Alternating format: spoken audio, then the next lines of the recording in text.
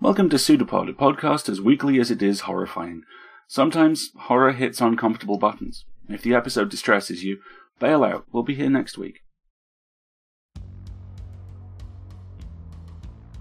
PseudoPod, episode 810, May 13th, 2022.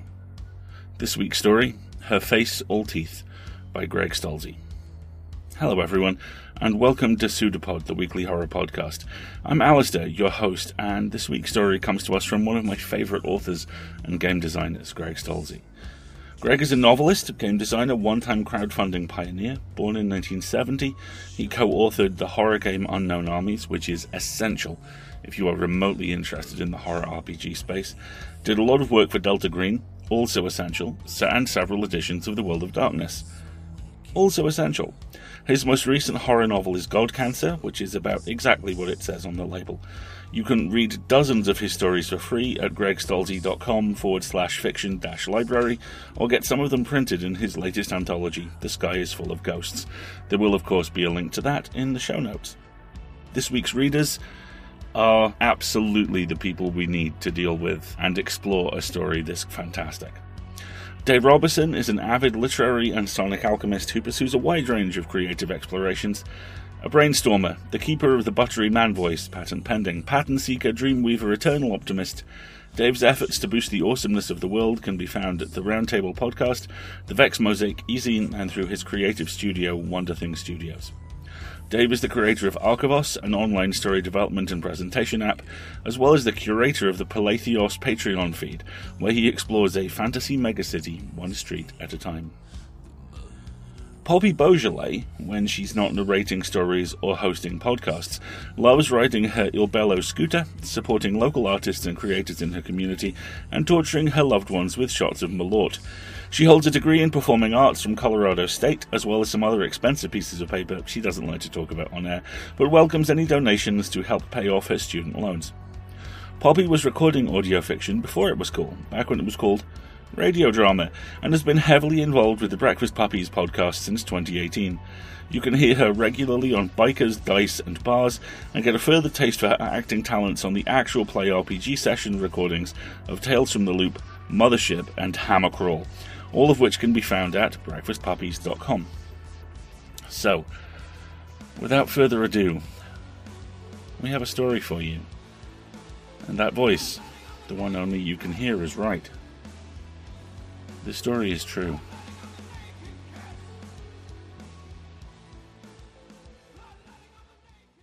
Her Face All Teeth, by Greg Stolze.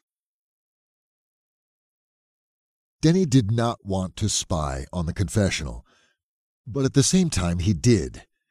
He wanted what he did not want, or he did not want what he wanted. As a Catholic, he should have been well-equipped to deal with this. Unfortunately, he was also well-equipped to spy on the confessional.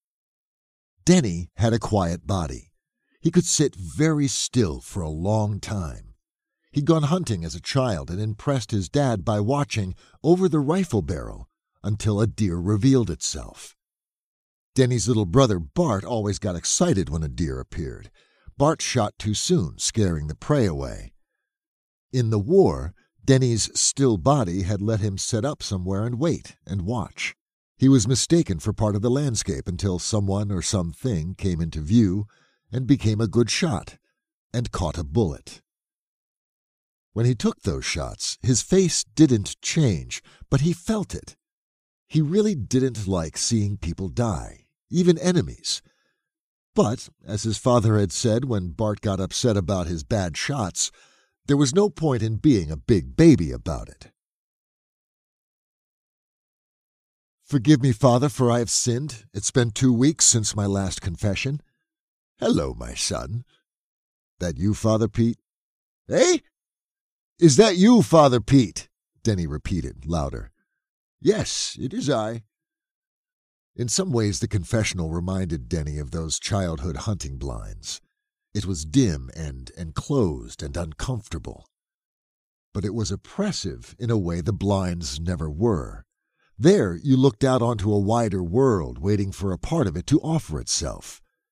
In the confessional, You saw nothing but the dark, the vague movements behind the screen, or your own knees as you looked down and considered your transgressions. Tell me your sins. Okay, well, impure thoughts, always with the, There are temptations to which the flesh is heir, Father Pete intoned. Are you acting on them? Well, I kind of take care of business sometimes on my own. Father Pete sighed. Try to break that habit. I mean, however, you're not going where you're unwelcome, visiting professionals, permitting temptations to escalate. There were hookers at the bar where Denny worked, but Denny didn't want to go with them. It's not, no, I'm not following anyone or anything, just the thoughts. Eh? Vague movement behind the screen as Father Pete leaned his less bad ear closer. Just the thoughts. Sins, when normalized, have a way of becoming worse. We must remain vigilant. I'm not going to go off and, pester or molest anybody. That is a good impulse, my son. Pray and meditate upon that, on your nature's better angels. Sure. So let's see. I told some lies. Why? To make things easier on myself, I guess. To not be embarrassed. Someone who's a boss or in authority over you, and you don't want them to think you're a creep or a bad person or whatever, so you cover some things up. I think I know who you mean. Mr. Block was your officer in the war, yes? The man you work for now? Yeah, he gave me a job when we got back. You want his respect. Denny had complicated feelings about his boss, Ted. In the war, as Sergeant Block, Ted had done some terrible stuff, unnecessary cruelties, and he'd smiled while doing them. But now, at home, he seemed like a different person, a good man. In the war, he had always been kind to Denny, and protective. It's tough, Denny finally said. Well, we all have sinned and fallen short of the glory of God, Maybe not everything is everyone else's business. Do you think he would care? I don't know, Father. Denny shifted in his uncomfortable seat. Was letting Father Pete continue with his misunderstanding okay, or was it another lie? It wasn't Ted's respect Denny wanted as much as the priest's. These sins all seem quite mild. You're not hurting anyone but yourself. No, I guess not. I haven't, stolen anything or killed anyone. Father Pete was quiet for a while. There are many parishioners who saw combat, he said at last. It troubles them still. I think I'm okay. Are you? That was another time. They were the enemy. Do you ever have nightmares? Bad moods over it? Denny thought back about the war, but that was so different, so far overseas. It might as well be another life. Honestly? No, he said. She's lying, Mostly lying. Irish John, a bar patron distinct from Scottish John, said. He had his chin in his hand and was staring out into space over a beer and whiskey back. Yeah, Denny said, slowly slicing up a lime. It wasn't all that fresh. Its rind had patches that looked a little like snakeskin. I never laid a finger on her, Irish John mumbled, now looking down into his lap. Listen, Denny said. You've heard me talk about my brother Bartholomew, right? For just a second, Irish John tried to smile. The impatient deer hunter. That's the one. He's a lawyer now. Oh, a liar!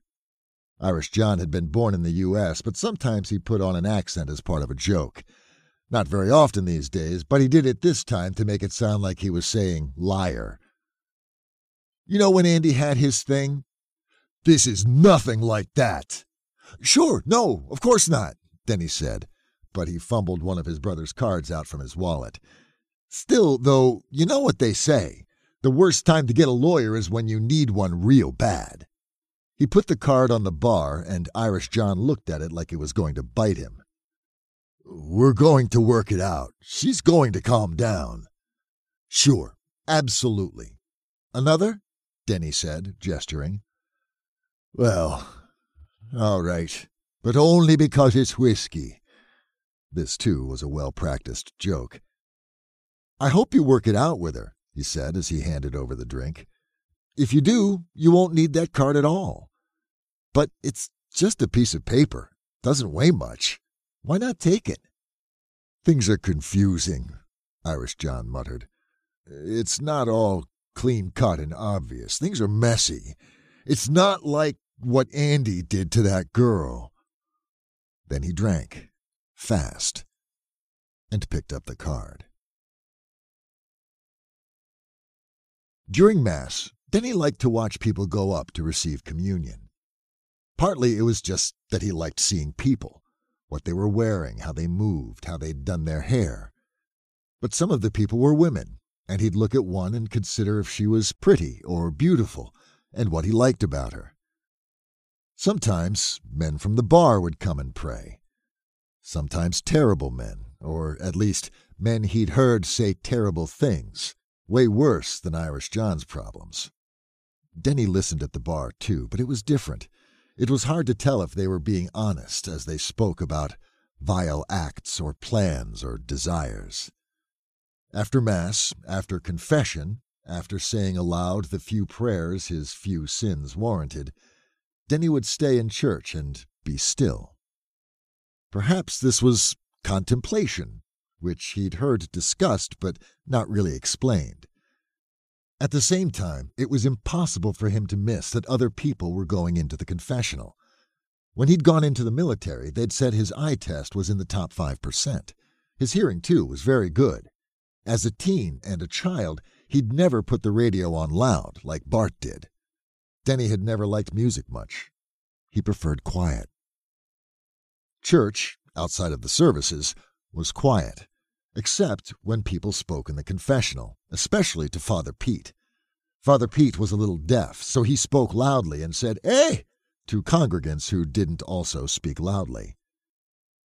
Just got so mad. Denny frowned and tilted his head. Husband and wife are one flesh. That was Father Pete's voice, clearer, but then it dropped off except for the words self-control and Lord teaches. The tones of reply that followed were whiny and irritated. Denny couldn't make out words, but he had the sense of it. These were sounds of self-justification, but spoken by someone who himself knew he was full of shit.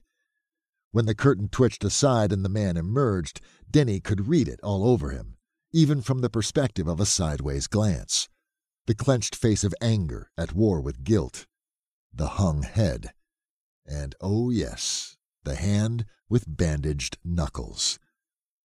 Denny didn't know the wife-beater by name, but he was sure that's just what the man was. He'd recognize him the next time he was in the bar.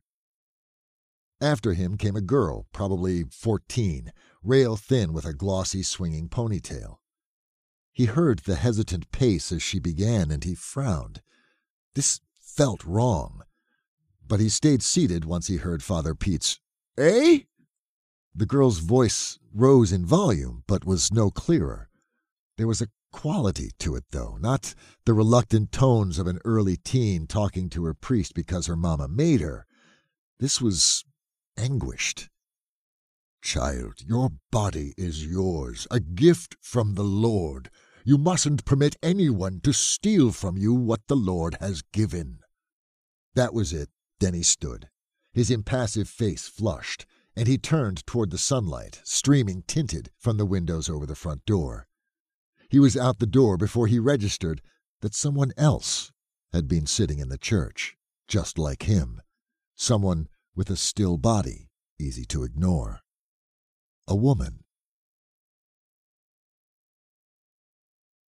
The next night at work, Ted was behind bar glowering at the TV when Denny got in.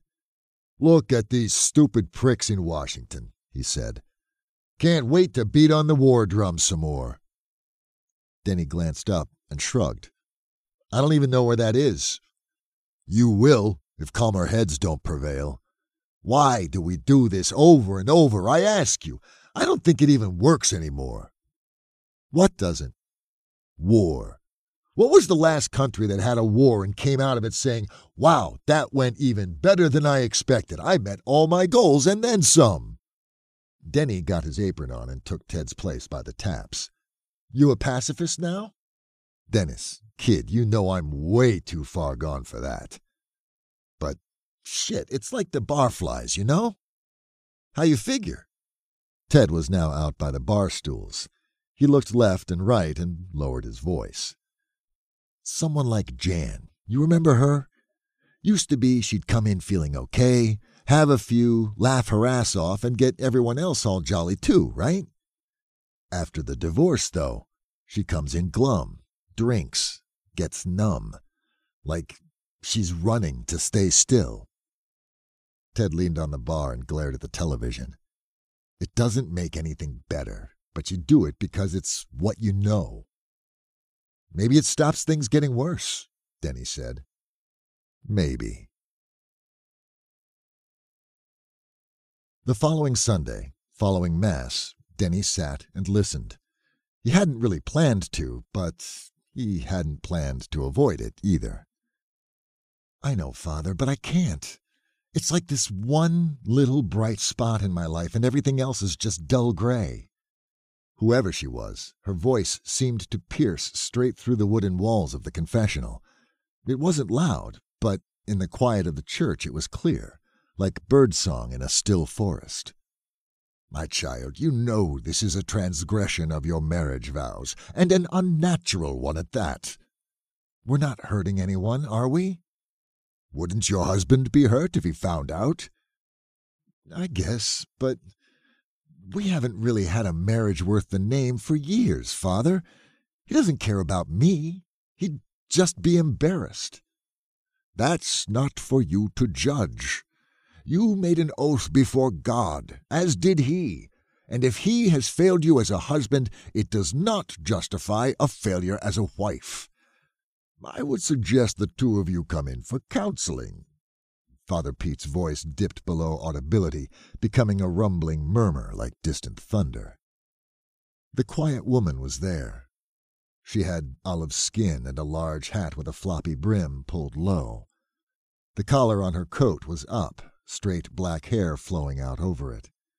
She sat perfectly still, so much that it was as if Denny's eyes tried to slide off her, however much his curiosity and interest forced them back. Surely she was hearing the confession as well. She had to. Denny dropped his head when he saw the curtain move. He didn't want to see who it was, didn't want to recognize her. He closed his eyes and mouthed prayers over folded hands, trying to mean his Hail Mary, his act of contrition. He heard footsteps pad past and looked up, not at the woman going, but at the other. He saw only a brief profile as she glided into the confessional, in no hurry but with no hesitation. There was a glimpse of ankle in high heels, a voluptuous body partly hidden by a belted coat's contours, partly emphasized by them. He couldn't see her face, not past hat, hair, and collar. He wanted to. "Yes?" Denny glanced around. The church was empty, except for him and a portly woman in an ugly dress, kneeling in front of a statue of the Blessed Virgin lighting votive candles. He got up and moved closer, right behind where the mystery had been. He'd have sat where she had, seen if the thin cushion was still warm, had he not worried about being noticed. "Atolka, I don't care what—" Father Pete's voice lowered in pitch and volume until it was just noise. He sounded defensive, reminding Denny of the wife-beater from the week previous. The woman must have spoken, but Denny heard nothing. He strained, making his ears crackle as he flexed tiny muscles, the ones swimmers and air travelers work to equalize pressure. All he caught were the vaguest whimpers from the woman by the Mary statue as she pulled rosary beads through her fingers. "This is not the agreement we had," Father Pete said. Again, he was answered by only silence. Denny gritted his teeth and moved closer, right where she'd sat. "I don't care what your ridiculous beliefs about guilt and mortal attention are. We have a very simple exchange. You do what I mustn't, and I provide you with the—" Father Pete stopped. Denny tilted towards the confessional, but when the priest spoke again, his voice had once more dropped too much to be anything but a rumble, an angry and peevish mutter. But this time, Denny could hear the woman's response. It was low, quiet, nearly inaudible, but more, it seemed to lack the reverb of sound in space, the vibrations of real noise aloud. It was as if he heard it only in his own mind.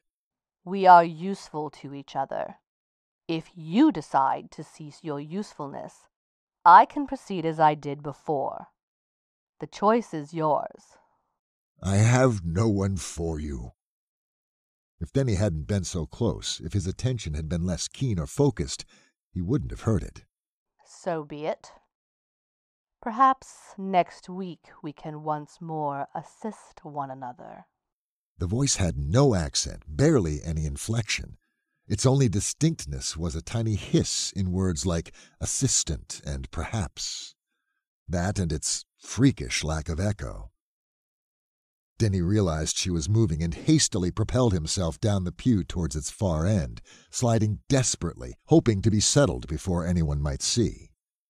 He raised folded hands right in front of his face, but cut his eyes to the right as she emerged. He caught a glimpse of eyeglasses, an aquiline nose above that turned-up collar, and tiny, elegant hands in black gloves. Then she glided off towards the door with the same smooth tread that seemed gradual and dignified, while somehow covering the distance faster than if she'd hurried. "Forgive me, Father, for I have sinned," he said when it was his turn inside. "Eh?" Denny left immediately after his incomplete confession, vague admissions of impure thoughts, voyeurism, and again, lying. For these he was gently scolded and assigned Our Fathers and Apostles' creeds. He did not specifically say his voyeurism was happening in the church directly before his confession, nor that his lies took place during it. He was thinking about his childhood, when he'd feel light after confession, freed and unburdened. Now it didn't help. But if he skipped Mass, he'd feel worse. He knew it. He thought about Jan, about Ted, and war as he stepped towards his car. The day had clouded over, and he hunched his shoulders, pulling out his keys. He flinched violently when a small hand in a black glove fell, light as a kitten, on his shoulder. "Don't turn around." It was her voice, the mystery. "Why not?" Denny asked, heart thudding hard. "You were watching me." "What? No!" "I saw myself in your eyes." Despite her command. Or did it feel like a warning? Denny spun to look at her. "Who are you?" he asked. Her face was blank, smooth, and beautiful, of course. He'd known it had to be. Dark sunglasses eclipsed eyes despite the day's gloom. She tilted her face down just a touch to keep her hat brim over her forehead and her chin tucked into her turned-up collar. He was almost startled that her lips, full and wide and deep red, moved when she spoke. "I am Atulka." "What kind of name is Atulka?" "It is my name." Denny tried to snicker, but it didn't feel like a joke. "Why do you go to confession? You do not feel guilt, do you?" "I do. Of course I do." Her head tilted. Her mouth moved so little he could see nothing beyond her lips. A dark flicker that might be a tongue, a flash of white that could be teeth. If you feel guilt, why do you do the same things over and over? Do you like to feel guilty about them? Of course not. Nobody likes to feel guilt. Oh? Listen, would you like to... Denny swallowed hard, face red, feeling hot and prickly despite the day's chill. It's cold out here. You want to go get a cup of coffee? I don't drink coffee. Tea, then. Goodbye for now, Dennis. Grab a drink? She backed away, stepping so smoothly her shoulders neither rose nor fell as she moved. He watched her retreat until he had to look away, had to turn and skitter to his car, cold, feeling like a broken man. "Bless me, Father, for I have sinned," Denny said. "Eh?" Father Pete sounded irritated. Tired, too. He'd just been giving counsel to Mary Kate. Her dad, Philip, he came to Denny's bar, and one time she'd been sent to get him. He hadn't left. Mary Kate was a young 16 and was having something done to her. Denny wasn't sure what, but it had to be bad, to give her voice those sounds, to make Father Pete say words like pollution and talk again about the body as a precious gift from God. Despite the cold of the chapel, Denny was covered in sweat. "It's me. It's Denny. It's been a week since my last confession." He heard the priest's deep breath. "Yes, of course. How are you, my son?" Okay, I guess."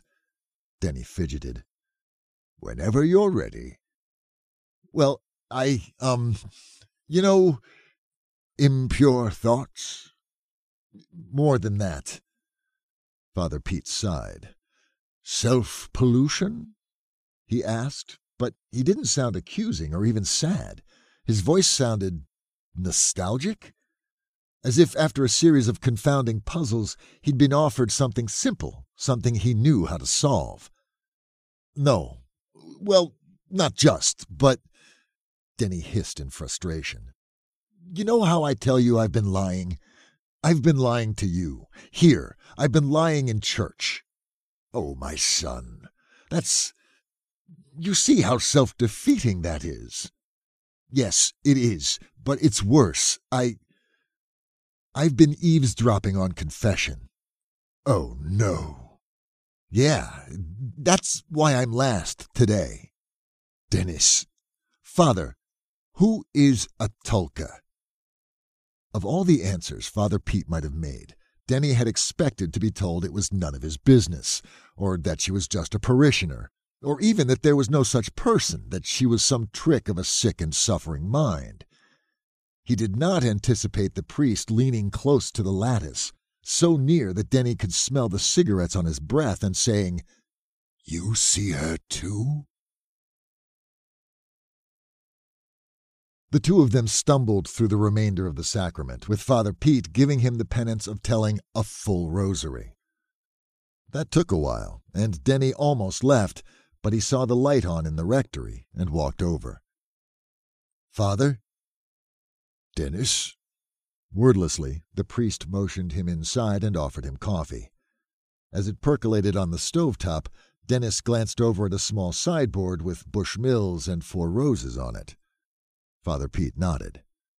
After putting a strong pour in 2 mugs, Denny said, "Are you in trouble, Father Pete?" "I don't know. Probably." He drank and winced. "With this Atulka?" "I saw it first in the sacristy," he said, leading Denny into a small sitting room. "It?" Denny asked. "Her, Atulka, whatever her nature might be."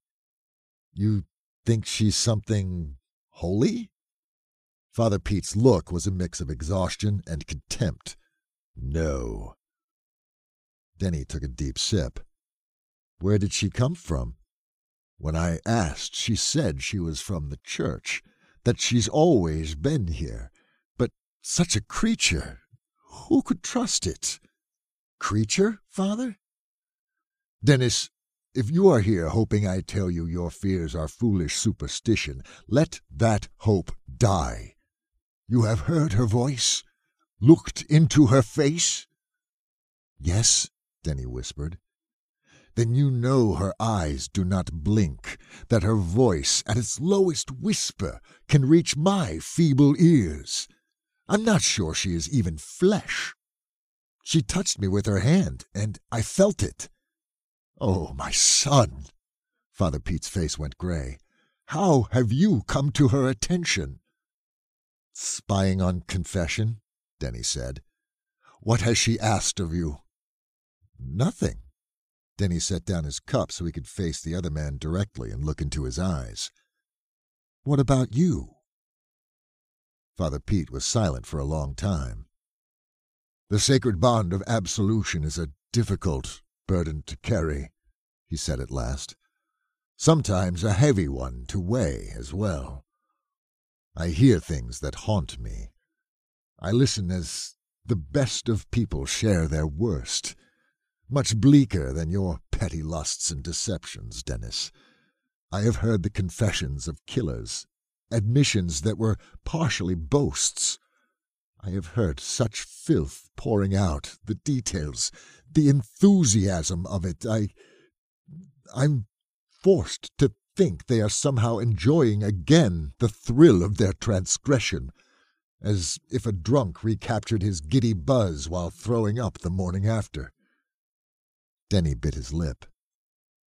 There are provisions for breaking the confessional seal if I think a crime is going to be committed again, but you know how the police are around here.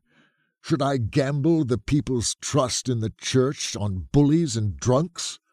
Do not forget I hear their confessions too. Where does Atulka fit into this? She claims she is a creature of guilt, a child of it. Like all children, she must nurse from her parent, or so she says. Nurse? What does that even mean? The priest shrugged and sat down, looking away. Denny let the silence stretch until Father Pete took another swig, then said, What did you do? I knew a woman who did something despicable, something only God could forgive, a crime against a child that could not be proved to the police, but one I fear she would commit again if circumstances were right. Atulka said that... What? That it could be made right in this world, the priest said, sagging in his chair. I only needed to give her a name and let her into the church, into the confessional. I thought then that she was just a troubled woman, human as you or I, and to whom can I deny entry? The church is and must be the last safe place, no matter your ills. You can come to us and confess, and with true repentance, know peace. What priest would deny that to anyone? To the coldest killer, the cruelest rapist? God has entrusted me with ministry. I must give it freely to all who ask. So when you let her in, what happened? Father Pete hugged himself, even though the radiator was, for Denny, uncomfortably high. She attended confession, though not services. She said she could not be there then, but the way she said it made it sound like she did not exist during Mass. Does that make sense? Denny shrugged, as if to dismiss the idea that any of this did. The woman who had enacted such a terrible crime upon her child, she perished. Father Pete couldn't meet Denny's eyes. Atulka killed her? There was no mark of violence. They thought it must be a heart attack. Father Pete looked out the window and drank. I think about how commonplace heart attacks are, and how many Catholic churches there are, and I wonder about Atulka and others like her. But surely that's nonsense. Surely this is unique, and if such things were about, we would know, in the church, if not the world at large. What should we do? Denny asked. Nothing. Father Pete twitched so violently that brown coffee spattered his black shirt and trousers. He clutched his chest and made a terrible keening noise. Not Denny, though. He remained still. "Where are you?" Right here. She was. She stood in the arch that led from the rectory parlor to its dining room. There was no sense of movement, no arrival. "Begone from my home!" Father Pete stood, shouting. Is this not my home, too? Her coat was off, and her dress was demure. Her hat, too, was gone, leaving her face visible. So pretty, so blank. "This is my place. I let you into the church, not my private residence." I belong where guilt resides. "He's a priest. He's not guilty," Denny said. Is that what he told you? He is. He carries it. She stepped gracefully forward, her hand, bare and perfect, rising to touch the priest's cheek. He shrank back, jittery and wide-eyed. The issue is, you think guilt is real. You think it can be measured and fitted for prayers of penance. You expect your imaginary God to weigh and survey it and pay for it in punishment. It is not real that way, any more than God is. God is dead, though I think he will live again presently. Guilt is a feeling. It is only real when you look at it. "Guilt is for God alone to judge," Father Pete cried out. Denny stepped between Atulka and the priest. "What is it you do?" he said, and looked into her eyes. I put an end to the guilt. "You kill." Of course. I would be of no use to the church if I did not. "The church has no need of monsters." Father Pete had edged behind a sofa, keeping it between himself and Atulka. Men of the church, then. You have a great meal of guilt within you, Father, for all the times you were helpless to stop them, for all the times you heard of their treasured, monstrous acts and told them which prayers to say, for the times you told them not to, and they did it anyway, and then told you, the way this one does. Watching her closely, Denny could see that her eyes didn't move. They didn't blink or shift or dilate. They were wet and bright as if she lived, and her eyelashes trembled gently as the room's air moved. But beneath their shine, they were as still as if painted on a doll's face. "Leave the Father alone and take me," Denny said. As a Catholic, he was well equipped to make this offer. No, I don't think you have the feeling in you. You shot men and thought it was too bad, but it was not your guilt. You carried nothing. It was a war. Even in war, were they not men? But you sleep well while this priest with clean hands tosses and turns. He directs me to those who reject the actions they long to take again. He is the first of their number. She didn't move, but she was by Father Pete again. She didn't change, but those false eyes were gone. Her nose disappeared. Denny could see her head had no ears, and it had all been a mirage, a delusion. Now he could see her face, all teeth. "No!" Denny cried. "Philip Kemp!" Father Pete shrieked. Atulka stopped. "Philip Kemp," the priest repeated. He lives on Stoker, in that red brick building with the dormers. He's doing unspeakable things to his daughter." Is he a good enough man to regret it? "I don't know." Then I suppose I shall find out. We will speak again in a week. Her face came back. She turned and left with steps, moving as if perfectly natural. Denny helped Father Pete to his feet, but couldn't look in his eye. Before me, she would pick, at random, just anyone, I think, the older man said. Is that what she told you? Denny asked. The priest groaned as Denny helped him sit. Anything that creature says could be a lie. And if you don't tell her someone to kill, then it's you? Father Pete didn't answer, just stared at the floor. I should go, Denny said. Both of them understood somehow that he wouldn't be back. She was leaving the red building on Stoker when Denny caught up with her. Come on, he said, opening his car door. Where are we going? I don't know. Away from Father Pete.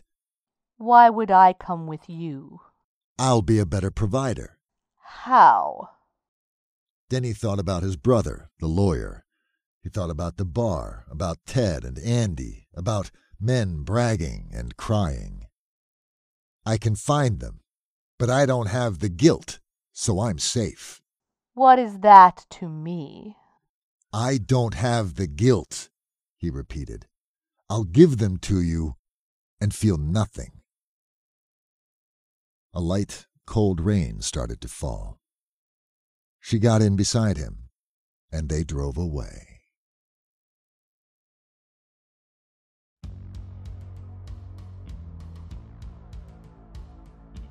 Let's talk about rage, and let's talk about impotence, and let's talk about what happens when the pair mix, because they do. They mix like the drink I once watched a friend get served.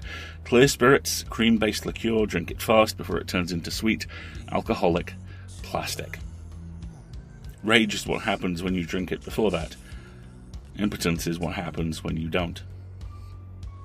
They both have their moments, but only their moments. I'm a resting Catholic. That means I can probably still get into the Vatican without being searched, and I get every Sunday morning back. It's not a bad deal, and I only had to be a member of the church since the age of 12 and survive a systemic failure of care, maybe 1.5, never quite sure on that, on its part to get here. I've been Denny in this story. Not cheating, not watching confession, but being the guy who sits in church, because there's nowhere else that feels close to normal. I've been the person who the nice older ladies ask if they're okay, and I've said no, because I wasn't. I am now. Mostly. And that's the word we all live inside right now, isn't it, chums? Mostly.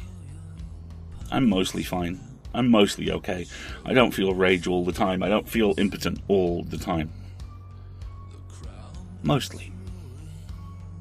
The line between calcification and endurance is wafer thin, and it's one we all step across over and over again, and it's oh so easy to hate ourselves when we do. Persistence is resistance. Continuing, especially in the face of everything we all have to face, is absolutely something to be applauded. It isn't enough, because in the end it's never enough, but it's also all we have sometimes. There are always ways out of it too. One of them is rage. The version I wrestle with, often, is professional. There's a project I am desperate to see land right now, which I also never want to see land because I don't know if I can do it. There's another long-term project where I was given the remaining 2/3 of the design brief for 3 weeks in. There's the professional rage of watching every system in every industry I work in be revealed to be broken, and in doing so, instead of being fixed, they simply persist. Plus, as I write this, 2 people and counting have been confirmed as attending a convention, knowing they were positive for COVID-19 and just not saying anything until it was over. I do not have the words for how angry that makes me, or how small the odds of them seeing any form of consequences for their actions are. Rage, impotence, drink it before it plasticizes or don't, still gonna mess you up. So how do you get out of this sort of spiral? For me, it was a massive life change and building positive practice. I took a long time to realise I was allowed to feel joy, and the moment I realised that, the moment that happiness and enjoyment became something other than a byproduct, was one of the moments that changed my life. That path took me up into the light. Denny's takes him and his passenger to darker places, but hopefully a little less dark than he's used to. Heroism and sacrifice, rage and impotence, mortality and other. It's been a long time since I've read a story which did so much complex, haunting work with all of them. Thanks to all. We have 5 shows now: EscapePod, PseudoPod, Podcast All Cast of Wonders, and Catscast. I personally am rocking up on 15 years in this chair, which is frankly ridiculous, and I'm honoured and humbled to work with such an amazing team, such amazing authors, and an audience that literally powers us, because you do. We rely on you to pay our authors and cover our server costs, and every other cost, frankly. We're now at the point where we're paying everyone, and that's a major benchmark, because we believe everyone who works in this field should be rewarded for their work. Without any element of our staff, from editors to authors to hosts to producers to slush readers and associate editors, the whole system collapses. Everyone is needed, and as a result, everyone needs to be paid. So if you can help out, please do. You can donate any amount you want, or subs start from $5 a month through PayPal and Patreon. That gets you access to the support bonus content, including PseudoPod extrusions and extra episodes of Catscast. That gets you access to the supporter bonus content, including PseudoPod extrusions and extra episodes of Catscast. It's a great deal. You get things, we make more things for you. So if you can, please help out. Links are at the site. Join us next week when Chelsea will again be working audio magic, this time for No One Really Lives Alone, by Leslie Hart-Gunn and read by the amazing Autumn Ivy, whose work on episode 744, This Wet Red, is one of my all-time favourite narrations. Then, as now, will be a production of Escape Artists Incorporated and released under a Creative Commons Attribution, Non-Commercial, No Derivatives license. And our closing quote this week is from classic BBC Catholic exorcism horror show, Apparitions. I'll pray for you, Father. Not if I pray for you first. We'll see you next week, folks. Until then, have fun.